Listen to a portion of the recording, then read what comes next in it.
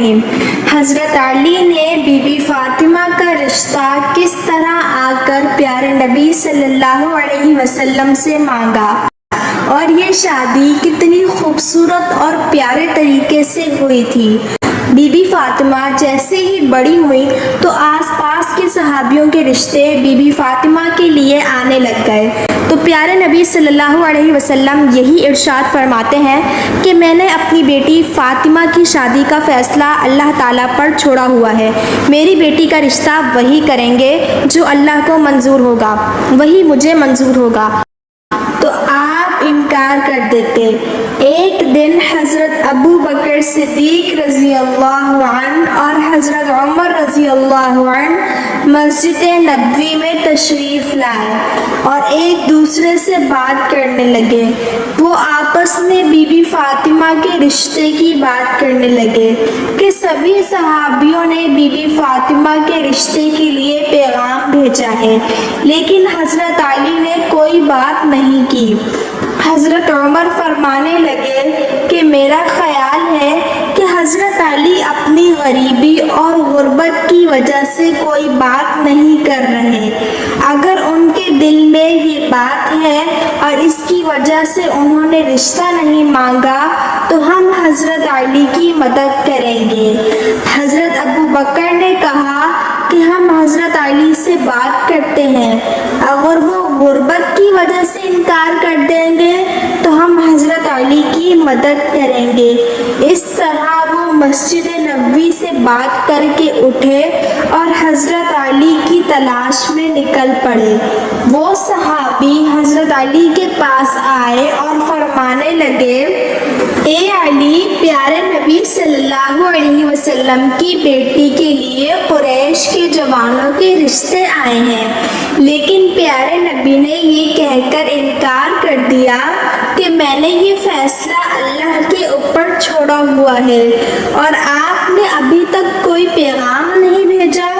آپ میں سب اچھی عادتیں ہیں اور آپ تو پیارے نبی صلی اللہ علیہ وسلم کے رشتہ دار بھی ہیں۔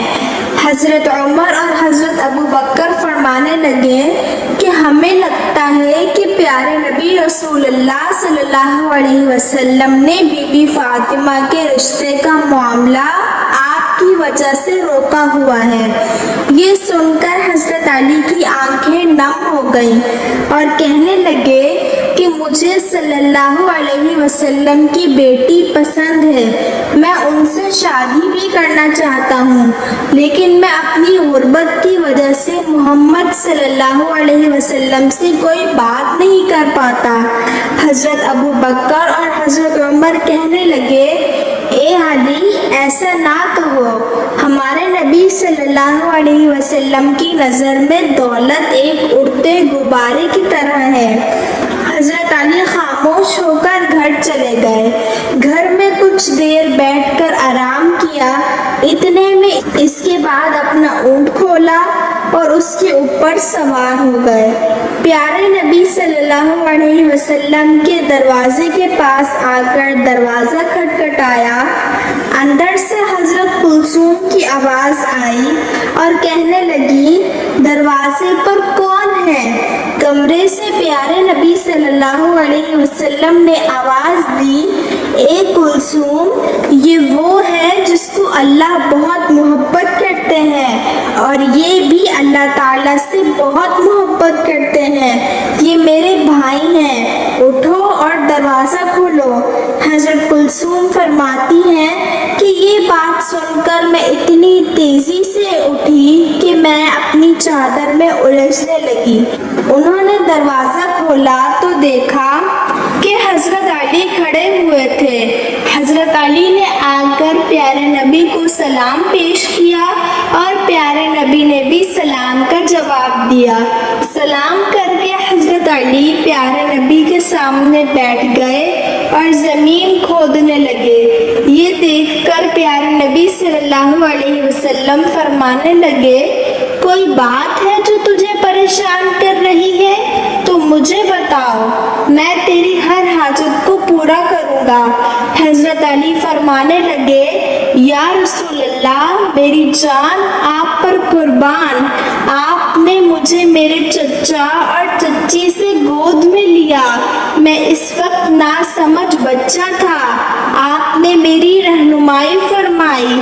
آپ نے مجھے ماں باپ سے بڑھ کر محبت کی۔ اللہ تعالیٰ نے مجھے آپ کے ذریعے ہدایت فرمائی۔ میں اپنا گھر بنانا چاہتا ہوں۔ میں چاہتا ہوں کہ میرا گھر ہو، میری بیوی ہو۔ یا رسول اللہ، کیا آپ اپنی بیٹی بی بی فاطمہ کو میرے نکاح میں لانا پسند کریں گے؟ پیارے نبی خوشی سے کھل پڑے اور مسکرا کر کہنے لگے، اے علی، تم سے پہلے مجھے جبرائیل یہ پیغام دے چکا ہے۔ تم مجھے یہ بتاؤ کہ تمہارے پاس کوئی چیز ہے جو تم فاطمہ کے نکاح کے لیے دے سکو؟ حضرت علی فرمانے لگے، یا رسول اللہ، آپ میری حالت جانتے ہیں کہ میرے پاس صرف ایک تلوار ہے اور ایک پانی لانے والا اونٹ ہے۔ ان دونوں چیزوں کے سوا میرے پاس اور کچھ نہیں ہے۔ پیارے نبی فرمانے لگے کہ تلوار سے تو تم اللہ کی راہ میں جہاد کرو گے اور اونٹ پر تم پانی لا کر اپنا گھر چلاؤ گے، اور سفر میں بھی یہ اونٹ تمہاری رہنمائی کرے گا، لیکن جراح کے بدلے میں اپنی بیٹی کا نکاح تجھ سے کرتا ہوں۔ پیارے نبی صلی اللہ علیہ وسلم فرمانے لگے، علی، تیرا اور فاطمہ کا نکاح تو اللہ تعالیٰ نے آسمانوں پر ہی کر دیا ہے۔ تیرے آنے سے پہلے جبرائیل مجھے یہ پیغام دے گیا ہے۔ میں نے تو صرف اعلان کرنا ہے۔ تم مسجد پہنچو، میں ابھی تمہارے پیچھے آ رہا ہوں اور تمہارے اور فاطمہ کے نکاح کا اعلان کروں گا۔ حضرت علی اتنی خوشی سے باہر نکلے، خوشی سے وہ جھومتے ہوئے جا رہے تھے، اور راستے میں حضرت ابو بکر اور حضرت عمر نظر آئے۔ ان کے ساتھ ٹکر ہوئی۔ وہ پوچھنے لگے، اے علی، اتنے خوش ہو کر تم کہاں جا رہے ہو؟ تو حضرت علی نے خوش ہو کر جواب دیا کہ رسول اللہ صلی اللہ علیہ وسلم نے اپنی پیاری بیٹی کا نکاح مجھ سے کر دیا ہے، اور اللہ تعالیٰ نے اس سے پہلے میرا اور فاطمہ کا نکاح آسمانوں میں ہی کر دیا ہے۔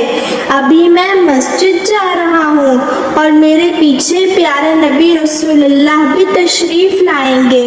وہ دونوں یہ سن کر بہت ہی خوش ہو گئے اور حضرت علی کو گلے لگا کر مبارکباد دی۔ وہ تینوں صحابی مسجد میں تشریف لائے اور ان کے پیچھے ہمارے نبی محمد صلی اللہ علیہ وسلم بھی تشریف لے آئے۔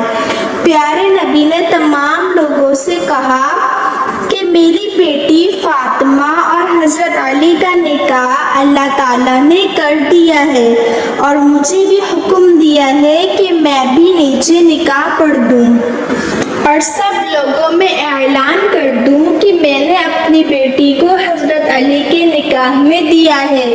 اس طرح سے پیارے نبی رسول اللہ صلی اللہ علیہ وسلم نے حضرت علی اور بیٹی بی بی فاطمہ کا نکاح وہاں پڑھ دیا۔ اس کے بعد پیارے نبی نے فرمایا، اے علی، کھڑے ہو کر خطبہ نکاح پڑھو۔ حضرت علی نے کھڑے ہو کر یہ خطبہ پڑھا کہ سب تعریف اللہ کے لیے ہے، ان کی نعمت کا شکر ادا کرتے ہیں۔ میں گواہی دیتا ہوں کہ اللہ کے سوا کوئی عبادت کے لائق نہیں، اور محمد مصطفیٰ صلی اللہ علیہ وسلم اللہ کے بندے ہیں اور اس کے رسول ہیں۔ آپ نے فرمایا، نکاح اللہ کے حکم پر عمل ہے اور آپ نے اس کی اجازت دی ہے۔ اللہ سرکار دو عالم نے اپنی بیٹی فاطمہ کا نکاح مجھ سے کر دیا ہے اور میری اس چراغ کو بطور حق مہر مقرر فرمایا ہے۔ میں اور سرکار دو عالم اس نکاح پر راضی ہیں۔ تم سب سب بھی پیارے نبی سے پوچھ لو اور ہمارے نکاح کے گواہ بن جاؤ۔ سبھی مسلمانوں نے وہ نکاح قبول کیا اور کہا کہ اس جوڑے کو اللہ کئی نعمتوں سے نوازے اور یہ جوڑا محبت اور خوشحالی سے رہے۔ اس کے بعد حضرت علی نے اپنی زرہ دی اور بازار میں حضرت عثمان غنی کو فروخت کر دی۔ اس طرح سے یہ خوبصورت نکاح ہو گیا تھا۔ ان دونوں نے بہت ہی صبر کے ساتھ اپنے دن بسر کیے تھے۔ ان کے اوپر بہت ہی غربت کے امتحان بھی آئے، لیکن یہ ہر امتحان میں پاس ہو کر اللہ کی راہ میں دیتے تھے اور اللہ تعالیٰ کی عبادت کرتے تھے۔ اللہ تعالیٰ نے اس جوڑے میں بہت ہی محبت قائم کی تھی اور خوشحالی قائم کی تھی۔ مولایا صلی وسلم دائما ابدا علی حبیبک خیر الخلق کلہم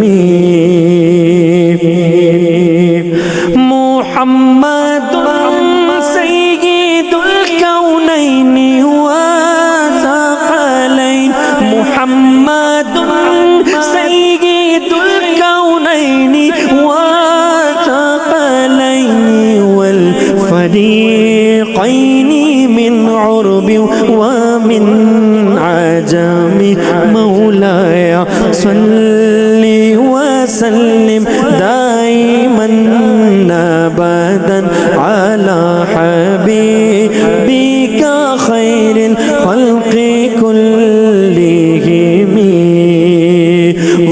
مولایا صلی وسلم دائما ابدا علی حبیبک خیر الخلق کلہم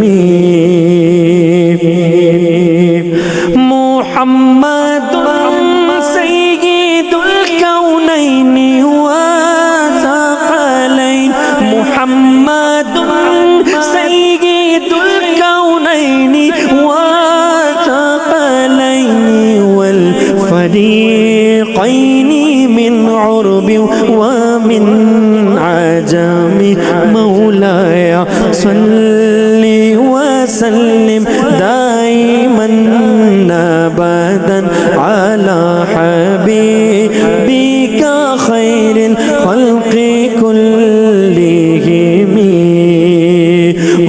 مولایا صلی وسلم دائما ابدا علی حبیبک خیر الخلق کلہم محمد سید الکونین والثقلین محمد سید الکونین والثقلین والفریقین من عرب ومن عجم مولایا صلی وسلم دائما ابدا علی حبیبک خیر الخلق کلہم